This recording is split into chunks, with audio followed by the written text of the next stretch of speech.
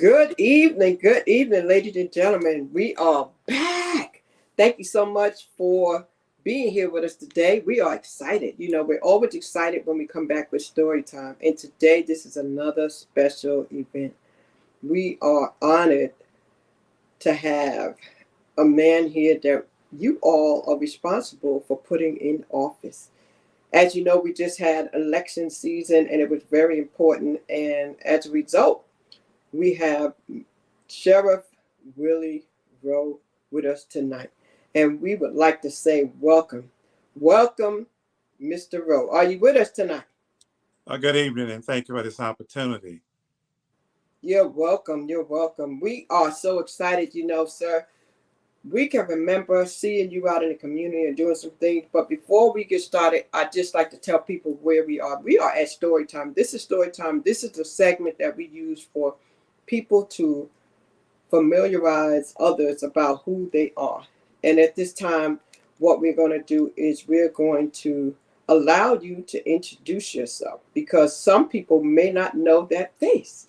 And then when the people outside of Wake County see this and the people in Wake County, they'll be able to share it and let people know that's the man I put in office. So please take a minute and explain to the people who is Willie Rowe. And let's start before you became sheriff. Like Mr. Willie Rowe, the citizen, the young man, and where you're from, and a little bit about your background. Great. Again, good evening, and thank you, everyone, to all the voters who had confidence in voting me into office. And I look forward to being your sheriff and serving you to the fullest degree. I am a Willie Rowe, a Raleigh native, born in the historic St. Agnes Hospital on the campus of St. Augustine University. Again, raised in a family here in Raleigh, in the city, with a sense of giving back. And I, upon completing school, went into the military, where I served for approximately 7 years, returned home. In 1985, Sheriff John Baker offered me a job at the Wake County Sheriff Office. I spent 28 years at the Sheriff Office, retired as a major, and I've been working in the community. Again, I'm a deacon at First Baptist Church, downtown Raleigh. I'm chairman of Raleigh Interchurch Housing, chairman of Raleigh, as you were, Wake County ABC Board. I've been involved with at-risk youth, working with affordable housing. I work with the initiative at Moore Square to end hunger, which led to the development of Oak City Cares, where the homeless population will have access to a climate control facility and receive access to the resources they need to help improve quality of life. So that's a little bit of who I am, a person who cares, a person who's committed and determined to create opportunities for successful outcomes. Wow. I heard you say you were born on the campus of at St. Agnes Hospital. That's where my sister and brother was born too. Right. Most people from Raleigh, North Carolina started out there. Now, they were in Chavis Heights at the time. Did you grow up in Chavis Heights also? We start out in Walnut Terrace. Okay. All the original Raleigh lights, we in Walnut Terrace, Washington Terrace, Halifax Court, Chavis Heights, and there's Fourth Ward and all different parts. The first 10 years of my life, I spent doing segregation and living in Walnut Terrace off Pool Road, coming downtown. I remember the days when we didn't actually cross Frederick Street. Everything was east of Frederick Street for the Black community. Wow. And back then, it looked totally different than it looked now. When you go over to places like Walnut Terrace and Chavis Heights, it does not look the same. Anybody who comes back and visit, they are really surprised. And I love the way it looks today. Now, sir, I know that I wasn't born here. I left and came back. So you were born here. Have you ever moved away from Raleigh, North Carolina? Yes, I spent almost 7 years in the Army. I did my basic training and advanced training in Fort McClellan, Alabama. Then from there, I was stationed in Oakland, California for about 18 months. And then I went to Italy, there by the Leaning Tower of Pisa, where I spent 2.5 years. Then I returned home to the NSA there at Fort Meade, Maryland, in between Washington, DC, and Baltimore. And then I did 13 months in South Korea, in Busan, South Korea, before returning home to Raleigh. Wow. So Raleigh is home for you and never lived anywhere outside of North Carolina. Are you a Duke or a Carolina fan? Well, I grew up a Carolina fan. I like all the schools here in ACC, but Dean Smith was the man back in the day, and the Tar Heel scene always prevailed. So we kind of rode that Tar Heel bandwagon.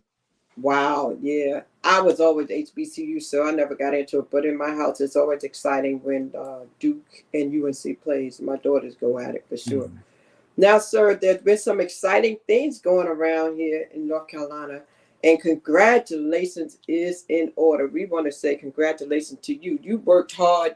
You were out there campaigning, and I saw your sincerity. I saw you out there. I saw the people, and I will say the people have spoken. They have put you in office because they felt like you were a man who was going to do what he said he was going to do. Someone who cares, someone who believes in the people and understands the people. Tell us a little bit about that. What is the difference with you coming in office and opposed to maybe your opponent? And what is it that you would like to see happen? Well, I'm of the people and for the people, as you alluded to. Born here in Raleigh, and you mentioned about HBCUs. I as a kid, we all loved Shaw University in St. Aug. I went to my first CIAA when I was in like the seventh grade in Greensboro. Our coach Bobby Sanders, who's associated with Shaw University, took us all there, and it's always been a great experience. I grew up wanting to go to Winston-Salem State University to play basketball for big house games. And because certain things happened, I had entered the military upon graduation instead. But, you know, I'm just happy to be sheriff. I'm about the community. I've been involved. When I see people suffering, I believe that uh, it's our job to be a part of making life better for people. So I'm just committed to that. I was raised up in a family where my parents set the example of being involved. So it's just carried on in my life. Same with my wife and my children. We've all been community advocates and working for the common good of all.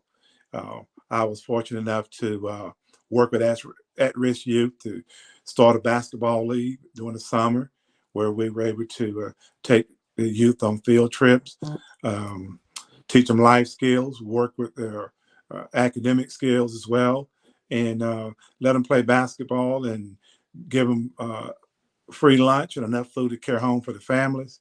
So I'm just about doing those things. And that's why I ran for sheriff, because I believe that people don't wake up just wanting to commit crime or want to ruin their life. There's a lot of situations that contribute to some of the bad choices. And if we can create opportunities for successful outcomes, pathways for people to pursue their dreams, I think it'll greatly reduce people feel like they have to resort to crime as a means of survival, as a means of acceptance or control. Now, sir, I know that you have decades of leadership experience and you have those skills that you would like to use to restore the public trust back in the sheriff office with that leadership. How do you propose to do that, sir? Well, it starts with interaction. When you interact with people, we find out we have more in common than in difference. It's hard to uh, be involved with somebody and not develop a relationship and care for each other. And so that's how we're going to do it. We're going to increase our community engagement, have a presence in the community, and not about the enforcement aspect, but working with the public, private, nonprofit, and faith-based organizations to create those opportunities for successful outcomes. Uh, I think job placement.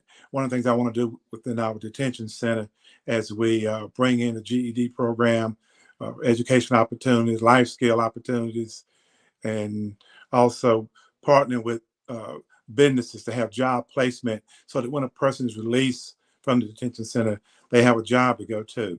And that will help the community be safer, reduce crime, and just it's still a sense of accomplishment and ownership in your life. Wow. Now, I know that you mentioned something about improving the morale and increasing the officer presence with the engagement.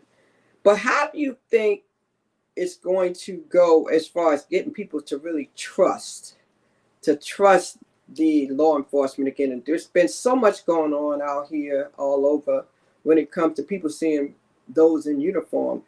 How do you get the trust back? Well, again, that's when that interaction is so important, when your actions match up with your word.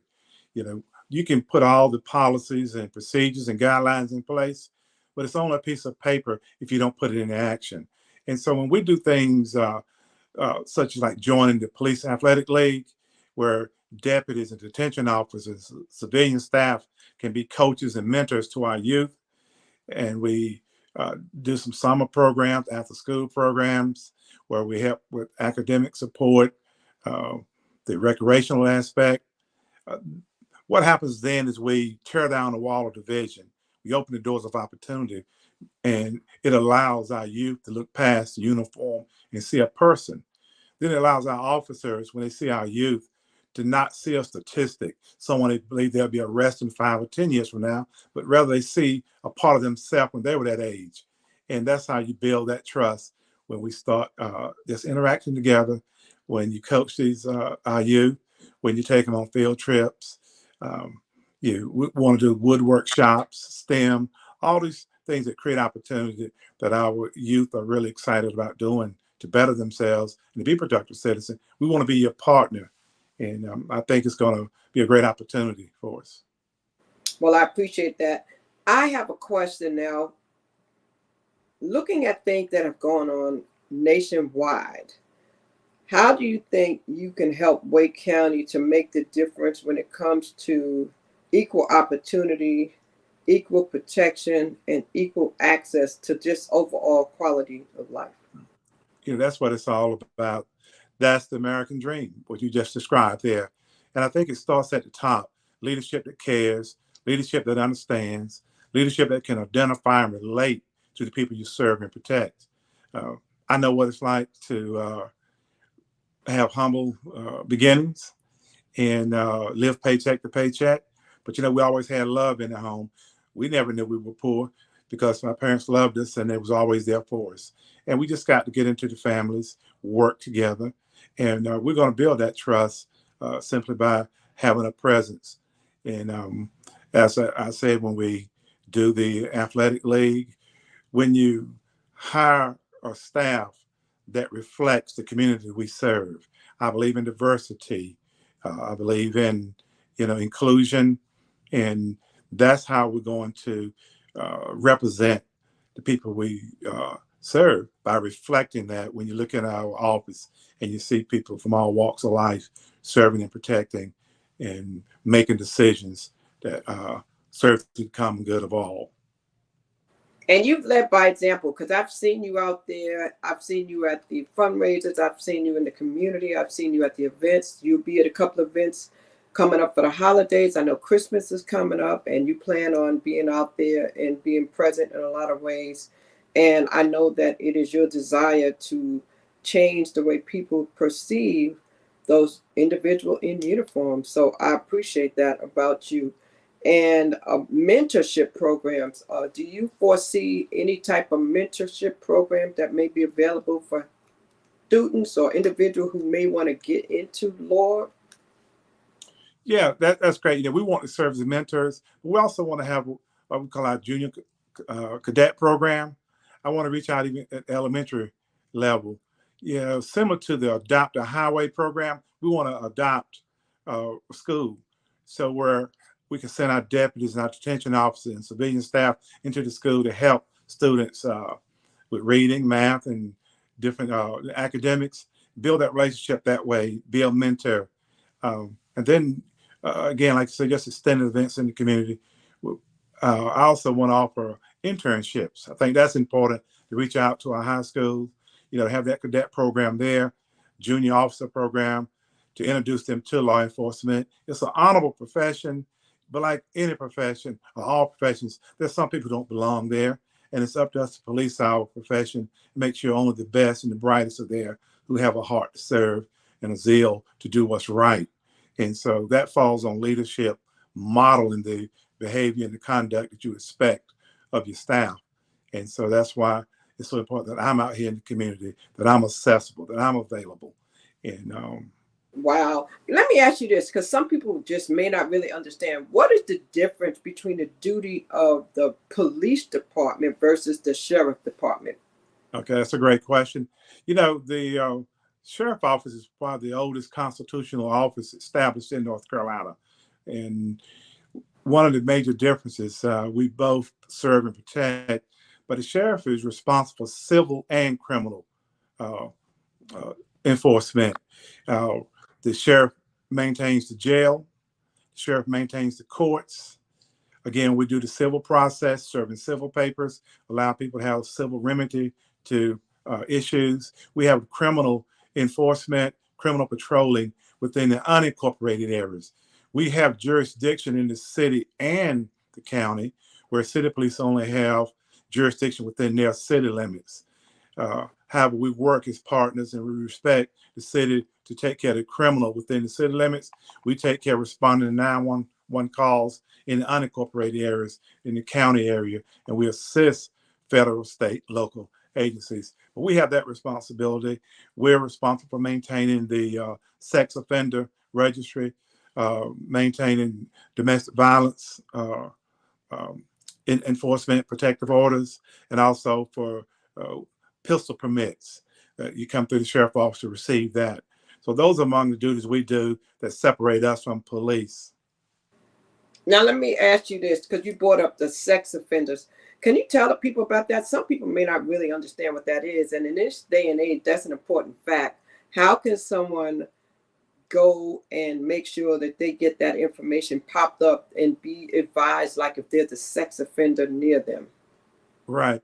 Well, you know, once a person has went through the judicial process and they've been found guilty of a sex offense that requires them to register as a sex offender, that information is public information. And I think if you go to our website, and it's other websites that you can go to, and if you put in, it'll show addresses where sex offenders who are registered live. So, and there's certain requirements they have to comply to as far as uh, uh, being around young people, uh, Uh-huh. different uh, schools, playgrounds, things of that nature. So it's a well regulated, but it is public information. You can always call the sheriff office. I think we have a tool that's called Police to People, where you Hmm. go on and you can pull public information regarding the communities. Wow. And I have to tell you guys, I love that particular website. I have registered, and I can remember sometimes when I would just get this alert on my phone and I wouldn't know what it is. And I would look at it, it would tell me that somebody was in the area, that there was a sex offender that was, lived nearby if I was moving somewhere. So it is a great resource, definitely. Now, I have just a few more questions because I know I value your time. I know they definitely get ready to keep you busy because you're just going to office. In regards to parenting, in the past we've had so many people that have altercations and they don't know how to respond to law enforcement. They don't know how to respond to a police officer or a sheriff. Can you give any type of advice to individuals to let their children know how they should respond if they are stopped by a sheriff? Yeah, a great question again. Yeah, we want to start a citizen academy, one for our adults to attend to learn more about the sheriff office and our procedures, allow our officers to learn more about the community. So when we interact, we can, these situations don't escalate to use of force and someone being harmed or whatever. But I always tell people, if you have an encounter with law enforcement, it's always better to comply and complain rather than to resist. You may feel that you haven't done anything wrong, and you may not have, but you want to live to see another day, live to bring it to my attention. If you feel that one of my deputies have mistreated you, you bring it to my attention. We'll definitely investigate it thoroughly and um, let the chips fall where they may and deal with it accordingly. But I always tell you, even I told my own children when they became of age, start driving, and I do it myself. When I'm driving, if you stop, you can let the window down, cut your vehicle off, keep both hands on the steering wheel, uh, speak directly to the officer. they ask you for your ID or your driving license, registration. Tell them where it is, and look at them. So, is it okay for me to reach for it? So that everybody has that eye-to-eye contact, and you're communicating. We don't suspect any movement as an act of aggression. So it's just a matter, be respectful to the officer be respectful to you. And if you don't agree, that's why we have the court system to rectify it. But I tell everybody, please don't resist. We don't want something simple to turn into something dangerous where it causes you to be harmed. I want everybody to live life to the fullest and be safe.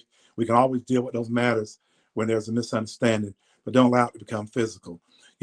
Years ago when I was working in the narcotics unit, and I never forget that I was doing some undercover work, and I was stopped by Raleigh police, took me down. They had no idea that I was an officer. And I can remember officer pointing gun from the driver's side, one in front of the vehicle and one from the passenger side. And everybody was yelling out instructions. One was saying, put your hands up. One was saying, don't move. Other was saying, keep your hands on the steering wheel. If I did what either other officer said, I'd have got shot. So when they opened the door, the first thing I said, hey, Wake County Sheriff Office ID is in the console. So that taught me right there. One of the things we got to do is when you interact with people, make sure only one person is giving instructions so that people can hear and understand and make it clear. So that's why I'm not a proponent for no-knock search warrants. I believe that we need to make sure we're properly identified, that we come in, one person talking, giving instructions. We got good lighting so people can understand that we're law enforcement there. And so we want to de-escalate, not escalate when it comes to encounters with the public. We want to be your partner. We want you to know that you can count on us and that you can come to us with information, and that we're going to come in your neighborhood and do it the right way, not come in as harass people, but we're going to do appropriate enforcement so that everybody knows that they're part of the team, that they're appreciated, they're valued, and that we're here to discharge the duties of this office in a lawful, fair, and humane manner. Well, I thank you for that, and I'm glad that uh, you had that encounter and you have that insight, because now you will definitely implement something to make sure that that is handled accordingly. So that's really good. Now, sir, again, I know your time is valuable, so I will allow you. Is there anything particular that you would like to tell the people without me asking you the question? Anything pertaining to your goals or anything coming up or any project? I heard you mention what you want to do with some of the schools. I heard you mention internship. Could you tell the people, if they're interested in any of those things, what is the best way to reach out to you if they see this and go back and do the replay? How can they reach out to you to inquire about any of those things that you mentioned? Well, thank you very much. I ran on a campaign of making Wake County the safest place to live, work, play, visit, or learn, and to increase community engagement in order to create opportunities for successful outcomes. And so that is our goal, and we're working toward it each and every day. Our first priority is getting our staffing levels up so that we have sufficient staff in order to make Wake County safe. So we're focusing our deputies. We need more deputies. We need more detention officers, more telecommunicators. So if you have a desire to pursue that career, reach out to the Wake County Sheriff Office, where our doors are open, and we want you to be a part of our team. And when we get sufficient staffing, then we can deal with more community engagement. We can have these internships, these different programs, because I really believe that our goal is to prevent and to deter crime, and that's done through the engagement and creating opportunities for people. I've witnessed it firsthand over the years dealing with people and seeing people turn their lives around when they have opportunity, be productive, and know that they can trust their authorities. And so that's, my long-term and my short-term goals is to increase our staffing so that we can do all the things that the people deserve be provided for them.